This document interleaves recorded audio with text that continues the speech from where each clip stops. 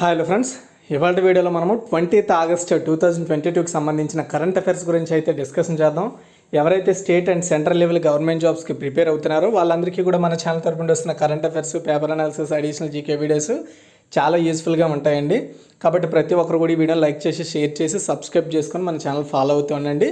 And ఎవరికైనా సరే మన ఛానల్ తరపున కరెంట్ అఫైర్స్ కావాలనుకుంటే నెక్స్ట్ వీడియోలో అవి ఎలా పొందాలో చెప్తాను, జాగ్రత్తగా వినండి. ఫ్రెండ్స్ చూడండి, మన ఛానల్కి సంబంధించి ఒక పర్టికులర్ ఫేస్బుక్ పేజ్ అయితే ఉంది. ఎప్పటి నుండో దానికి ఒక దగ్గరగా 3,000 మంది అయితే ఫాలోవర్స్ ఉన్నారు. అండ్ ఈ రోజు నుండి అందులో అప్డేట్స్ కూడా ప్రొవైడ్ చేస్తున్నాను అనమాట. ఈ టైప్లో ఎవరైనా ఒకవేళ పేజ్ని జాయిన్ అవ్వాలనుకుంటే మీరు కింద నేను డిస్క్రిప్షన్లో ఈ పేజ్ లింక్ ఇస్తాను, అక్కడ క్లిక్ చేసి పేజ్ని మీరు ఫాలో అవ్వండి. చాలా రెగ్యులర్ అప్డేట్స్ వస్తాయి, మీరు చాలా నాలెడ్జ్ని గెయిన్ చేస్తారు. ఓన్లీ నాలెడ్జ్ రిలేటెడే నేను అక్కడ వీడియోస్ కానీ ఫొటోస్ కానీ పోస్ట్ చేస్తూ ఉంటాను, గమనించండి. ఇది ఒకటి. ఫ్రెండ్స్, మన ఛానల్లో వస్తున్న కరెంట్ అఫైర్స్, పేపర్ అనాలిసిస్ ఎవరికైనా పీడిఎఫ్ రూపంలో కావాలనుకుంటే మన దగ్గర 2021 జనవరి నుండి 2022 జూలై వరకు కూడా కరెంట్ అఫైర్స్, పేపర్ అనాలిసిస్ ఉన్నాయి.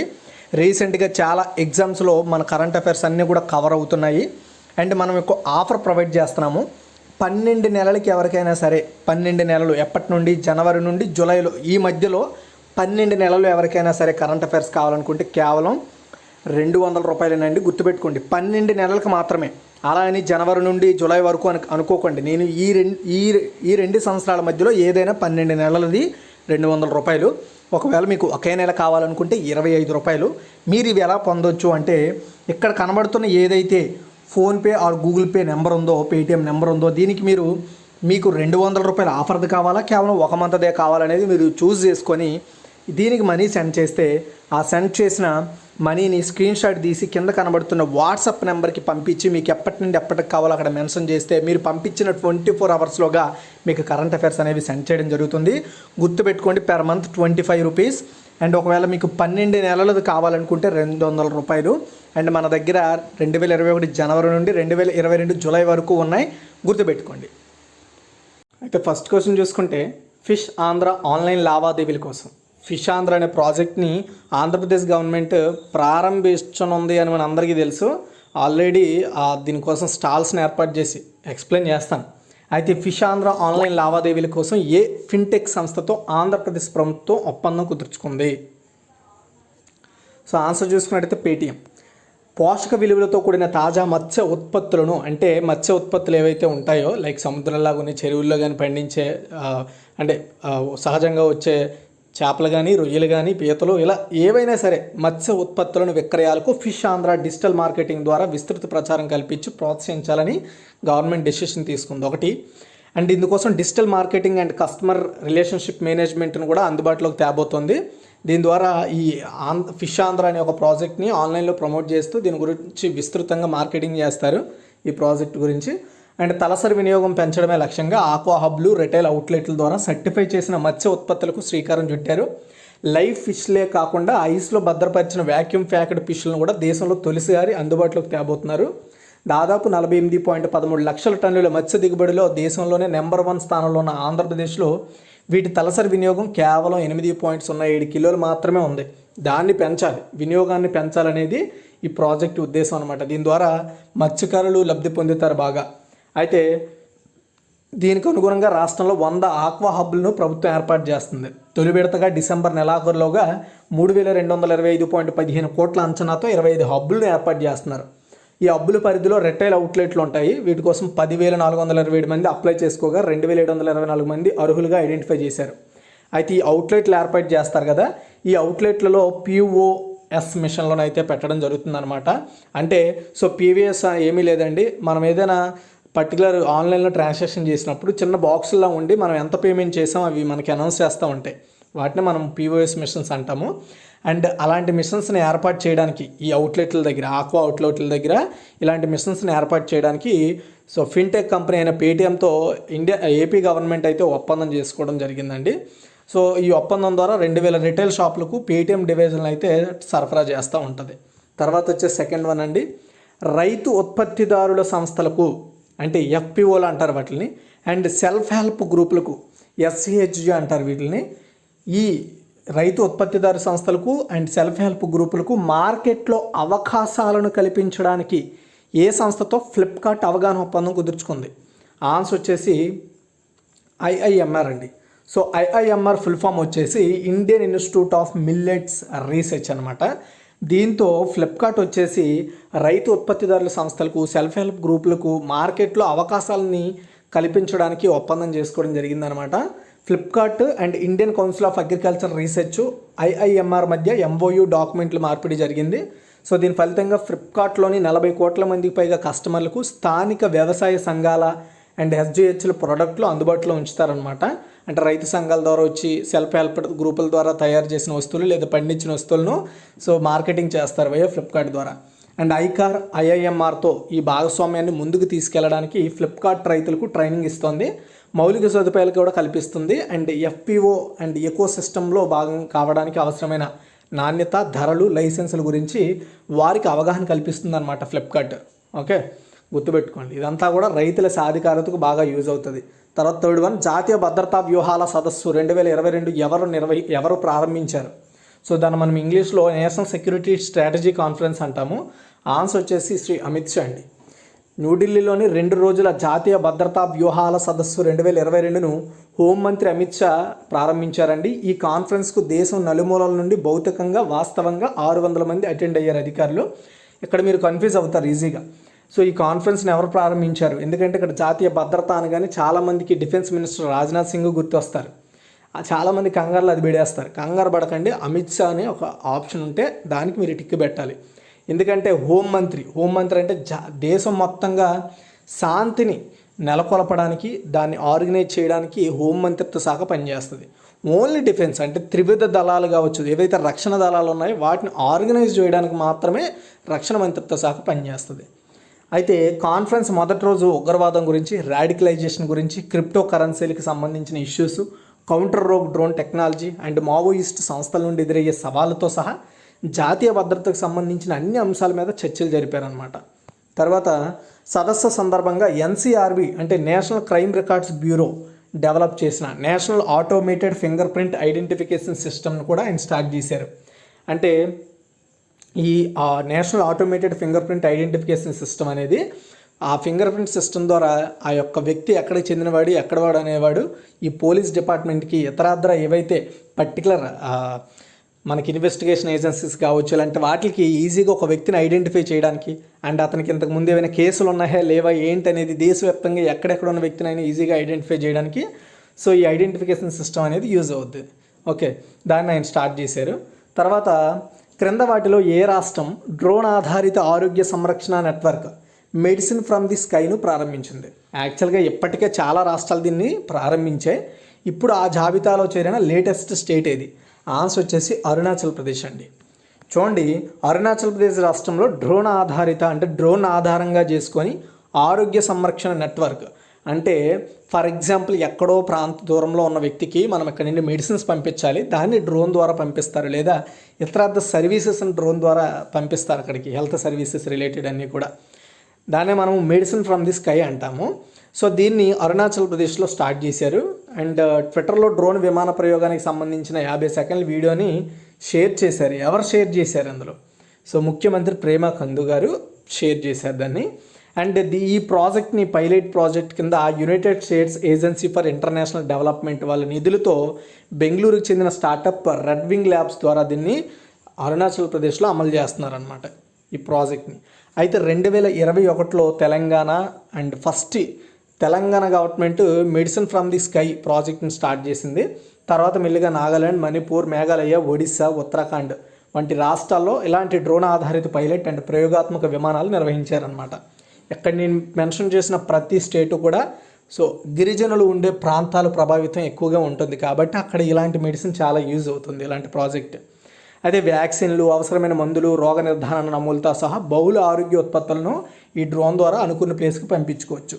అండ్ భారతదేశాన్ని ప్రపంచ డ్రోన్ హబ్గా మార్చాలనే ప్రధాని నరేంద్ర మోదీ దృష్టితో మార్గనిర్దేశం చేసిన అరుణాచల్ ప్రదేశ్ ప్రభుత్వం వరల్డ్ ఎకనామిక్ ఫోరం సహకారంతో హెల్త్ కేర్, వ్యవసాయం, విపత్తు నిర్వహణలో డ్రోన్లను ఉపయోగించే పైలట్ ప్రాజెక్ట్ను కూడా నిర్వహించబోతోంది ఫ్యూచర్లో.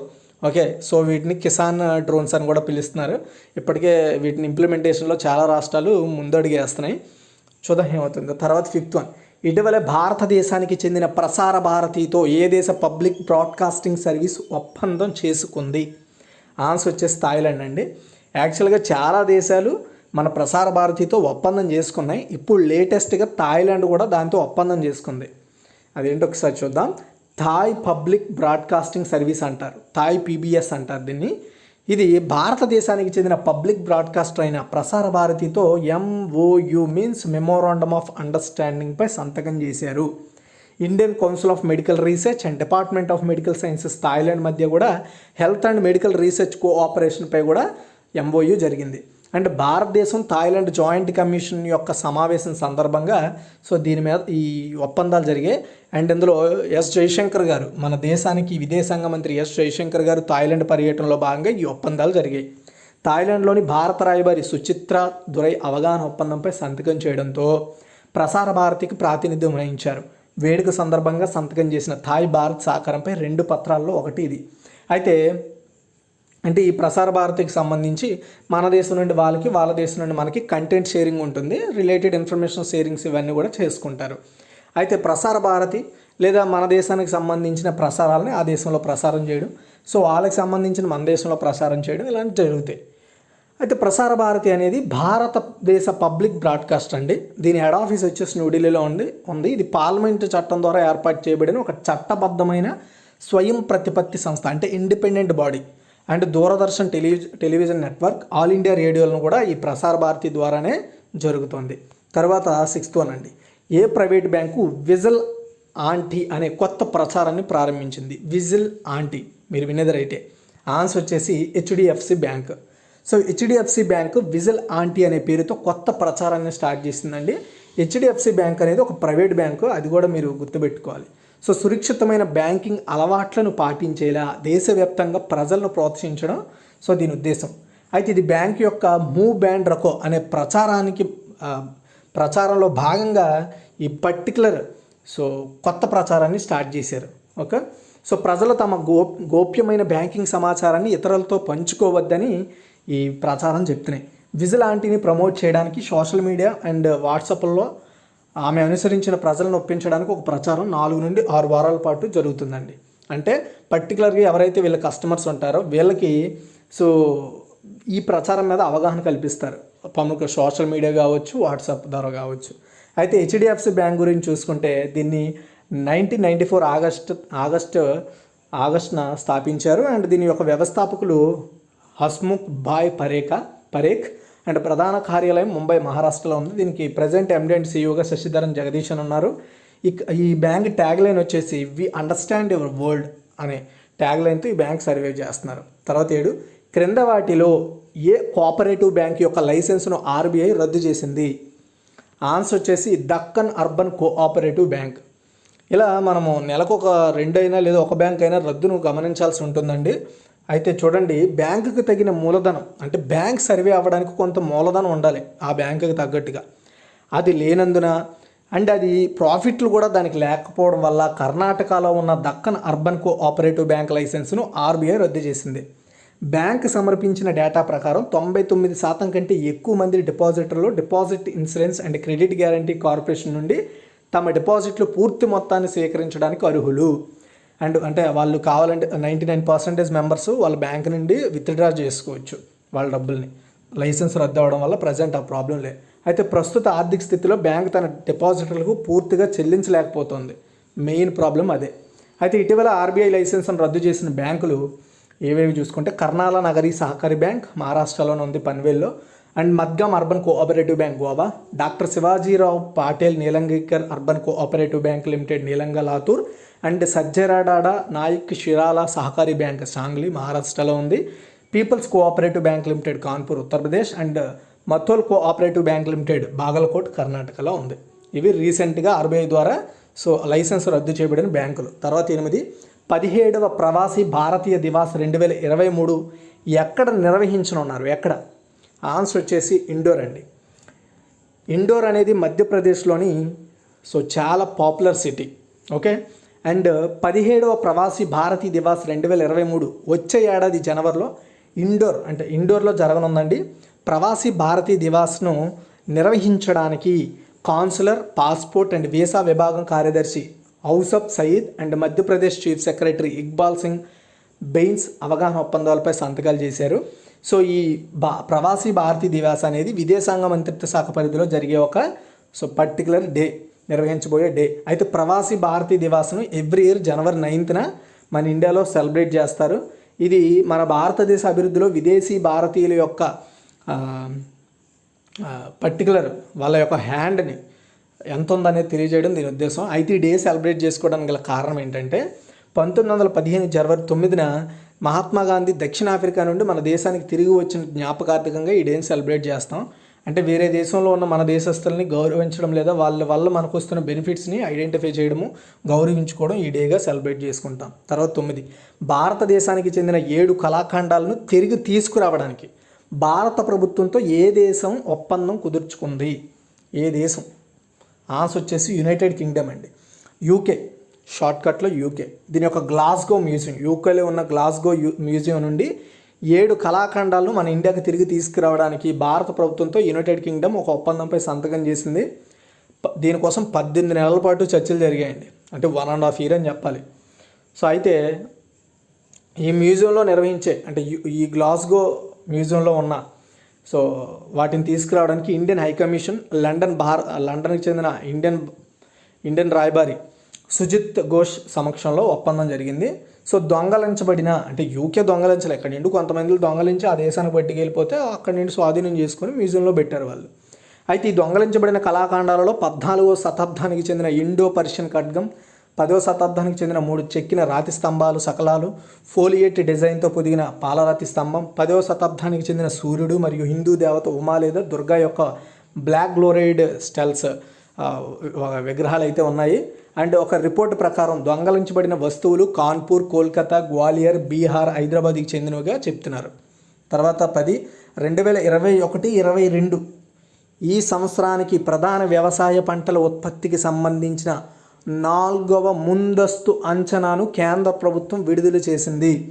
దీనిలో ఆహార ధాన్యాల ఉత్పత్తి ఎన్ని మిలియన్ టన్నులుగా అంచనా వేయబడింది? ఇక్కడ ఏం లేదండి, గవర్నమెంటు ఈ పర్టికులర్గా పంటల ఉత్పత్తికి సంబంధించిన అంచనాలను, వాటి యొక్క వాల్యూకి సంబంధించిన అంచనాలను రిలీజ్ చేస్తూ ఉంటుంది. ఇప్పుడు 4వ ముందస్తు అంచనాను రిలీజ్ చేసింది. ఇందులో ఆహార ధాన్యాల ఉత్పత్తి ఎన్ని బిలియన్ టన్నులుగా అంచనా వేశారు అంటే 315.72 మిలియన్ టన్నులు. చూడండి, 2021-22 సంవత్సరానికి ప్రధాన వ్యవసాయ పంటల ఉత్పత్తికి సంబంధించిన 4వ ముందస్తు అంచనాను కేంద్ర వ్యవసాయ మరియు రైతు సంక్షేమ మంత్రిత్వ శాఖ విడుదల చేసింది. ఇక్కడ మీరు గమనిస్తే ఆల్రెడీ ఈ ఫైనాన్షియల్ ఇయర్ ఆల్రెడీ అయిపోయింది. సో అప్పటి ఉత్పత్తి అయిన ఏవైతే వస్తువులు ఉంటాయో వ్యవసాయ ఉత్పత్తులు, వాటికి అంచనా రేటును ఇప్పుడు ప్రొవైడ్ చేశారనమాట. అయితే దేశంలో ఆహార ధాన్యాల ఉత్పత్తి 315.72 మిలియన్ టన్నులుగా అంచనా వేశారండి ఉత్పత్తి అయ్యాయని. అండ్ ఇది 2020-21లో ఆహార ధాన్యాల ఉత్పత్తి కంటే 4.98 బిలియన్ టన్నులు ఎక్కువట. చూడండి. సో అయితే 2021-22లో ఉత్పత్తి గత 5 సంవత్సరాలు అంటే 2016-17 నుండి 2020-21 ఆహార ధాన్యాల సగటు ఉత్పత్తి కంటే 25 మిలియన్ టన్నులు ఎక్కువట. అండ్ వరి, మొక్కజొన్న, శనగలు, పప్పు ధాన్యాలు, ర్యాప్ సీడ్ అండ్ ఆవాలు, నూనె గింజలు, చెరకు రికార్డు ఉత్పత్తిని అంటే ఈ ఉత్పత్తులు ఎక్కువగా రికార్డుని క్రియేట్ చేసాయి అనమాట. రికార్డు స్థాయిలో ఉత్పత్తి అయ్యాయి ఇవి మన దేశంలో. ఓకే, అయితే ఇంకా దీని గురించి మీరు చాలా ఇన్ఫర్మేషన్ తెలుసుకోవాలి. మీకు ఎప్పుడైనా ఫ్రీగా టైం ఉందనుకుంటే నెక్స్ట్ మంత్ ఎవరైతే ఈ పీడిఎఫ్ బై చేస్తారో వాళ్ళు మోర్ ఇన్ఫర్మేషన్ మీద క్లిక్ చేస్తే ఇంకా మీకు చాలా ఇన్ఫర్మేషన్ వస్తుంది. ఇది మీరు సివిల్స్ లెవెల్లో ప్రిపేర్ అయ్యే వాళ్ళు దయచేసి దాని మీద ఎక్కువగా కాన్సన్ట్రేషన్ పెట్టండి. తర్వాత 11 ఆగస్టు 2022-25 మధ్య భారతదేశ పర్యటనకు రానున్న బిమ్స్టెక్ సెక్రటరీ జనరల్ ఎవరు? యాక్చువల్గా ఇక్కడ 2022 అని కూడా గుర్తుపెట్టుకోవాలండి. ఓకే, ఆన్సర్ వచ్చేసి Tenzin Lekphell. Bay of Bengal initiative for multi sectoral technical and economic cooperation, దీన్నే మనం బిమ్స్టెక్ అని షార్ట్కట్లో పిలుచుకుంటాం. దీనికి సెక్రటరీ జనరల్గా ఉన్న టెంజిన్ లెక్ఫెల్ ఆగస్టు 22 నుండి 25 వరకు 2022లో మన భారతదేశంలో పర్యటనకు వస్తున్నారు. విదేశాంగ మంత్రిత్వ శాఖ కార్యదర్శి సౌరభ్ కుమార్ ఇన్విటేషన్ మేరకు ఆయన మన ఇండియాకు వస్తున్నారు. అయితే ఈ టెంజిన్ లెక్ఫెల్ గారు వచ్చేసి బిమ్స్టెక్ సంస్థను ఎలా తయారు చేయాలనే దానిపై భారతీయ సీనియర్ అధికారులతో చర్చలు జరుపుతారండి. అండ్ బిమ్స్టెక్ నాయకుల ఆదేశానికి అనుగుణంగా సహకారం కూడా ఇస్తారు ఆయన మన దేశానికి. సో లెక్ఫెల్ గారు 6 నవంబర్ 2020 బిమ్స్టెక్ సెక్రటరీ జనరల్గా అపాయింట్ అయ్యారు. అతను 3వ బిమ్స్టెక్ సెక్రటరీ జనరల్. అయితే సమానత్వం మరియు భాగస్వామ్య స్ఫూర్తితో ఉమ్మడి ప్రయత్నాల ద్వారా బంగాళాఖాతం ప్రాంతంలో ఆర్థిక వృద్ధి, సామాజిక పురోగతిని వేగవంతం చేయడమే ఈ బిమ్స్టెక్ యొక్క టార్గెట్. So okay. అండ్ అంతేకాకుండా ప్రధాన కార్యాలయం ఢాకా బంగ్లాదేశ్లో ఉంది. దీన్ని 6 జూన్ 1997లో స్థాపించారు. తర్వాత 12 ఇటీవల ఎన్ని గ్రామాలు తమను తాము ఓడిఎఫ్ అంటే బహిరంగ మల విసర్జన రహిత, అంటే ఓపెన్ డిఫెకేషన్ ఫ్రీ అంటారనమాట. దాన్ని ఓడిఎఫ్ అంటాం షార్ట్కట్లో. ఓడిఎఫ్ ప్లస్గా ప్రకటించుకున్నాయి ఎన్ని గ్రామాలు మన ఇండియాలో? ఆన్సర్ వచ్చేసి 1,1462 గ్రామాలు ఆల్ ఓవర్ ఇండియాలో. So Swachh Bharat mission Grameen SBMG, G means Grameen, మరో మైల్ రైల్ని నమోదు చేసింది. సో ఇక్కడ ఎస్బిఎంజీ ఉంది, యూ లేదు. U means urban, G means Grameen. అయితే ఈ ఎస్బిజీ కింద 1,1462 గ్రామాలు తమను తాము ఓడిఎఫ్ అంటే బహిరంగ మల విసర్జన రహితం, అంటే అక్కడ ఈ 1,00,000 గ్రామాల్లో ఎక్కడా కూడా బహిరంగంగా మల విసర్జన అనేది చేయరండి. దానికోసం ప్రత్యేకంగా బాత్రూమ్లు అయితే ఏర్పాటు చేసుకున్నారనమాట గ్రామస్తులు ప్రభుత్వం ద్వారా. దాదాపు 8 ఏళ్ల క్రితం మహాత్మా గాంధీ 150వ జయంతి సందర్భంగా ఆయనకు నివాళిగా ఓడిఎఫ్గా మార్చాలనే దృక్పథంతో ప్రధాని నరేంద్ర మోదీ ఎర్రకోట ద్వారా స్వచ్ఛ భారత్ మిషన్ స్టార్ట్ చేశారు కదా. సో దానిలో భాగంగా ఏదైతే మనం చెప్పుకుంటున్న ఈ స్వచ్ఛ భారత్ మిషన్ గ్రామీణ్ ఉందో, ఇది ఫస్ట్ స్టేజ్ అయితే కంప్లీట్ అయింది. ఇప్పుడు సెకండ్ స్టేజ్ కూడా ప్రారంభమైందనమాట. ఈ సెకండ్ స్టేజ్ యొక్క ఉద్దేశం ఏంటంటే మన గ్రామాలను పరిశుభ్రంగా మార్చడమే కాకుండా గ్రామీణ కుటుంబాలకు ఆదాయాన్ని, కొత్త జీవనోపాధి అవకాశాలను సృష్టించేందుకు మార్గాలను సృష్టించే అన్ని రకాల వ్యర్థాలను సముచితంగా నిర్వహించడం, స్థిరమైన అభివృద్ధి లక్ష్యాలను, అవసరాలను నెరవేర్చడం దీని ఉద్దేశం అనమాట. ఓకే. సో చూడండి, ఎవరైనా సరే మీ ఊర్లలో ఇలాంటి బహిరంగంగా మూత్ర మల విసర్జన చేస్తే వాళ్ళకి చెప్పండి దానివల్ల డిసడ్వాంటేజ్ ఏంటి, ఏం జరుగుతుంది ఏంటి అనేది. ఓకే. ఎనీవే, సిక్కిం భారతదేశం యొక్క మొట్టమొదటి బహిరంగ మల విసర్జన రహిత రాష్ట్రంగా ప్రకటించుకుంది. అండ్ డిసెంబర్ 31, 2021 వరకు స్వచ్ఛ భారత్ మిషన్ గ్రామీణ్ ఫేజ్ 2 కార్యక్రమం కింద అత్యధిక బహిరంగ మల విసర్జన రహిత గ్రామాల జాబితాలో తెలంగాణ ఇండియాలోనే టాప్లో నిలిచింది. అండ్ సెప్టెంబర్ 2016లో ఓడిఎఫ్గా ప్రకటించబడిన దేశంలో మైసూర్ ఫస్ట్ సిటీ. తర్వాత 13 అండర్-20 ప్రపంచ ఛాంపియన్షిప్లో బంగారు పథకాన్ని గెలుచుకున్న మొదటి భారతీయ రెజ్లర్ ఎవరు? యాంటిమ్ పంగల్. ఓకే. చూడండి, అండర్-20 ప్రపంచ రెజ్లింగ్ ఛాంపియన్షిప్లో, గుర్తుపెట్టుకోండి, రెజ్లింగ్ ఛాంపియన్షిప్లో మహిళా రెజ్లర్ యాంటిమ్ పంగల్ స్వర్ణం సాధించింది. బల్గేరియా సోఫియాలో జరుగుతున్న ప్రపంచ ఛాంపియన్షిప్లో 53 కేజీల విభాగంలో యాంటిమ్ పంగల్ బంగారం గెలుచుకుందనమాట. అండ్ సెమీఫైనల్స్లో ఉక్రేనియన్ గ్రాప్లర్ను ఓడించి ఆమె సెమీఫైనల్లో ఉక్రెయిన్ ఓడించింది. ఫైనల్లో కజకిస్తాన్ రెజ్లర్ను ఓడించి బంగారు పథకం గెలుచుకుంది. సో అండర్-20 ప్రపంచ ఛాంపియన్షిప్లో బంగారు పథకాన్ని గెలుచుకున్న ఫస్ట్ ఇండియన్ రెజ్లర్ ఆమె, అండ్ ఫస్ట్ ఉమెన్ రెజ్లర్ కూడా ఆమె. అండ్ యాంటిమ్ గతంలో క్యాడెట్ వరల్డ్ ఛాంపియన్షిప్స్ 2021లో కాంస్యం, ఆసియా జూనియర్ ఛాంపియన్షిప్ 2022లో స్వర్ణం గెలుచుకుంది. ఈ ఏడాది అండర్-23 ఆసియా ఛాంపియన్షిప్లో రజతం కూడా గెలుచుకుందామె. తర్వాత 14 సద్భావన దివాస్ను ఎవరి జయంతి గుర్తుగా జరుపుకుంటారు? ఆన్సర్ వచ్చేసి రాజీవ్ గాంధీ అండి. సో రాజీవ్ గాంధీ గారు మన దేశానికి అతిపిన్న వయసు కలిగిన ప్రధానమంత్రి అనమాట. సో ఈయన యొక్క జయంతిని పురస్కరించుకొని, ఈయన బర్త్డేని పురస్కరించుకొని మన ఇండియాలో జాతీయ సమైక్యత, శాంతి, ఆప్యాయత, మత సామరస్యాన్ని ప్రోత్సహించడం లక్ష్యంతో ఎవ్రీ ఇయర్ ఆగస్ట్ 20న ఈ సద్భావన దివాస్ని సెలబ్రేట్ చేస్తాం. ఈ 2022 సంవత్సరం మాజీ ప్రధాని రాజీవ్ గాంధీ 78వ జయంతిని జరుపుకుంటున్నాం. భారత జాతీయ కాంగ్రెస్ 1992లో రాజీవ్ గాంధీ సద్భావన అవార్డును కూడా ఇంట్రడ్యూస్ చేసింది. అండ్ రాజీవ్ గాంధీ తన తల్లి ఇందిరాగాంధీ హత్య తర్వాత 40 సంవత్సరాల వయసులో ప్రధానమంత్రి అయ్యారు. 1984 నుండి 89 వరకు కూడా ఆయన పీఎంగా వర్క్ చేశారు. విద్యా వ్యవస్థను ఆధునీకరించడానికి అతను 1986లో జాతీయ విద్యా విధానాన్ని కూడా ఇంట్రడ్యూస్ చేశారు. 1992లో మాజీ ప్రధాని రాజీవ్ గాంధీ జ్ఞాపకార్థం భారత జాతీయ కాంగ్రెస్, అఖిల భారత కాంగ్రెస్ కమిటీ రాజీవ్ గాంధీ అవార్డును తీసుకొచ్చింది, తెలుసు కదా. అయితే ఈ అవార్డు కింద 10 లక్షల ప్రశంసాపత్రం అండ్ నగదు కూడా ఇస్తారు. 10 లక్షలు ప్రశంసాపత్రం ఇస్తారు. తర్వాత 15 అక్షయ్ ఊర్జా దివాస్ ఎప్పుడు జరుపుకుంటారు? చాలా ఇంపార్టెంట్. ఆన్సర్ వచ్చేసి ఆగస్ట్ 20th అండి. అక్షయ్ ఊర్జా దివాస్ మన ఇండియాలో అక్షయ్ ఊర్జా దివాస్ లేదా పునరుత్పాదక ఇంధన దినోత్సవం అనేది ఎవ్రీ ఇయర్ ఆగస్ట్ 20th మన ఇండియాలో పునరుత్పాదక ఇంధనాన్ని మనము స్వీకరించడానికి సంబంధించిన పరిణామాల గురించి అవగాహన కల్పించడం గురించి సెలబ్రేట్ చేస్తారు. అంటే ఫర్ ఎగ్జాంపుల్ పునరుత్పాదక ఇంధనం అంటే వాటర్ ద్వారా మనం ఎనర్జీని కానీ, గాలి ద్వారా కానీ, సోలార్ ద్వారా కానీ ఇలా మనం పవర్ని జనరేట్ చేసుకోవడం చాలా ఇంపార్టెంట్ అని తెలియజేయడం ఈ డే ఉద్దేశం. అండ్ ఈరోజు దివంగత ప్రధాని రాజీవ్ గాంధీ జయంతిని కూడా గుర్తు చేసుకుంటూ ఈ డేని సెలబ్రేట్ చేస్తాము. సో అయితే భారతదేశంలో అక్షయ ఊర్జా దివాస్ 2004లో పునరుత్పాదక ఇంధన అభివృద్ధి కార్యక్రమాలకు మద్దతుగా స్టార్ట్ చేశారు. అండ్ 2004లో ఫస్ట్ ఈ డేని న్యూఢిల్లీలో నిర్వహించారనమాట.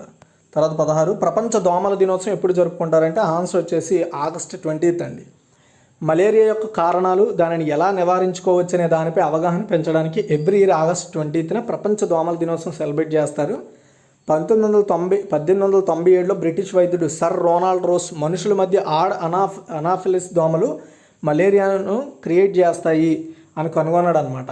అందుకే ఈ రోజున మనము ఈ డేని సెలబ్రేట్ చేస్తాం. 1930 నుండి London school of hygiene and tropical medicine every year ఈ డేని సెలబ్రేట్ చేస్తుంది. అండ్ 1902లో అవార్డు అందుకున్నారనమాట ఎవరు, సో ఈ సర్ రోనాల్డ్ రోస్ గారు వచ్చేసి నోబెల్ బహుమతి గెలుచుకున్నారు మెడిసిన్లో. ఓకే, ఇది ఓవరాల్గా ఈరోజు యొక్క టోటల్ కరెంట్ అఫైర్స్. అయితే ఇక్కడ మనం వచ్చేసి ఒకసారి క్విక్ రివ్యూ చూద్దాం. ఫిషాంధ్ర ఆన్లైన్ లావాదేవీల కోసం ఫిన్టెక్ సంస్థ ఆంధ్రప్రదేశ్ ప్రభుత్వం ఒప్పందం చేసుకుందంటే పేటిఎం. అండ్ రైతు ఉత్పత్తిదారుల సంస్థలకు అండ్ సెల్ఫ్ హెల్ప్డ్ గ్రూపులకు మార్కెట్లో అవకాశాలు కల్పించడానికి ఏ సంస్థతో ఫ్లిప్కార్ట్ అవగాహన ఒప్పందం కుదుర్చుకుంది అంటే ఐఐఎంఆర్ అండి. ఐఐఎంఆర్ అంటే Indian institute of millet research. తర్వాత జాతీయ భద్రతా వ్యూహాల సదస్సు 2022 ఎవరు ప్రారంభించారంటే శ్రీ అమిత్ షా. తర్వాత క్రింద వాటిలో ఏ రాష్ట్రం డ్రోన్ ఆధారిత ఆరోగ్య సంరక్షణ నెట్వర్క్ మెడిసిన్ ఫ్రమ్ ది స్కైను ప్రారంభించిందంటే అరుణాచల్ ప్రదేశ్. ఇటీవల భారతదేశానికి చెందిన ప్రసార భారతితో ఏ దేశ పబ్లిక్ బ్రాడ్కాస్టింగ్ సర్వీస్ ఒప్పందం చేసుకుందంటే థాయిలాండ్. తర్వాత ఏ ప్రైవేట్ బ్యాంకు విజిలాంటి అనే కొత్త ప్రచారాన్ని స్టార్ట్ చేసిందంటే హెచ్డిఎఫ్సి బ్యాంకు. తర్వాత క్వశ్చన్ చూసుకుంటే క్రింద వాటిలో ఏ కోఆపరేటివ్ బ్యాంక్ యొక్క లైసెన్స్ని ఆర్బీఐ రద్దు చేసిందంటే దక్కన్ అర్బన్ కోఆపరేటివ్ బ్యాంక్ది. తర్వాత 17వ ప్రవాసీ భారతీయ దివాస్ 2023 ఎక్కడ నిర్వహించబోతున్నారు? 2023లో 17వ దాన్ని కూడా గుర్తుపెట్టుకోవాలి. ఈ ప్రవాసీ భారతీయ దివాస్ ఇండోర్లో అండి. తర్వాత భారతదేశానికి చెందిన 7 కళాఖండాలను తిరిగి తీసుకురావడానికి భారత ప్రభుత్వంతో ఏ దేశం ఒప్పందం చేసుకుందంటే యునైటెడ్ కింగ్డమ్. అండ్ 2021-22 సంవత్సరానికి ప్రధాన వ్యవసాయ పంటల ఉత్పత్తికి సంబంధించిన 4వ ముందస్తు అంచనాను కేంద్ర ప్రభుత్వం విడుదల చేసింది. దీనిలో ఆహార ధాన్యాల ఉత్పత్తి ఎన్ని మిలియన్ టన్నులుగా అంచనా వేయబడింది అంటే 315.72 మిలియన్ టన్నులు అండి. ఆగస్టు 22 నుండి 25 మధ్య, ఈ 2020లో మధ్య భారతదేశ పర్యటనకు రానున్న బిమ్స్టెక్ సెక్రటరీ జనరల్ ఎవరు అంటే టెన్షన్ లెక్ఫెల్. తర్వాత క్వశ్చన్ చూసుకుంటే ఇటీవల ఎన్ని గ్రామాల్లో తాము ఓడిఎఫ్ బహిరంగ మల విసర్జన రైతు ప్లస్లుగా ప్రకటించుకున్నాయంటే 1,462. తర్వాత అండర్-20 ప్రపంచ ఛాంపియన్షిప్లో రెజ్లింగ్లో బంగారు పథకం గెలుచుకున్న మొదటి భారతీయ రెజ్లర్ ఎవరు అంటే యాంటిమ్ పంగల్. తర్వాత సద్భావన దివాస్ని ఎవరి జయంతి గుర్తుగా జరుపుకుంటారంటే రాజీవ్ గాంధీ అండి, ఆగస్టు 20న. అండ్ అక్షయ్ ఊర్జా దివాస్ని ఎప్పుడు జరుపుకుంటారు మన ఇండియాలో అంటే ఆగస్టు 28. ప్రపంచ దోమల దినోత్సవం ఎప్పుడు సెలబ్రేట్ చేస్తారంటే August 28. Thanks for watching guys.